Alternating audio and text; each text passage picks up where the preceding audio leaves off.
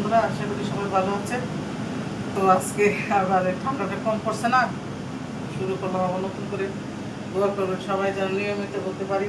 আমি আরও নিয়মিত আসতে পারি না, ঠান্ডার যন্ত্রণায় ওই করে। তো আজকে আমি দেখেন হাঁস আনছি, হাঁস। আজ ঘরে কেউ খায় না, শুধু আমার জন্য আনছি। আমি হাঁস খাই সেই জন্য, আমার ছেলে মেয়েও হাঁস খায় না, আমি খাই শুধু।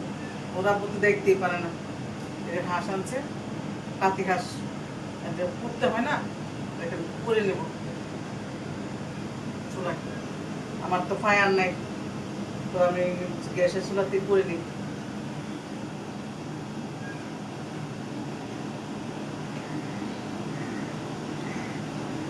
কিছু নাই, কিন্তু তারপরে পুড়ে নিচ্ছি, কারণ সবাই পুড়ে নেই দেখছি এরকম। কারণ আমি এখন একটু ওই হাঁসটা ধরতে পারি, রান্না করতে পারি।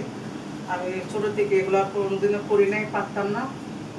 তো এখন তো একা, নিজের সংসার, নিজের সবকিছু করতে হয়।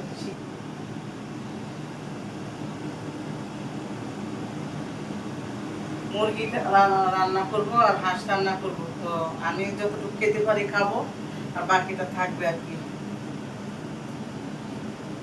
কারণ আমার ছেলেরা এটা দেখে ওরা অবাক হয়ে যাচ্ছে যে এটা কি, এটা কি। বারবার এসে জিজ্ঞেস করতেছে, দূর থেকে দেখতেছে এটা কি, এটা কি, এটা এরকম হাঁস কখনো ওরা দেখে নাই।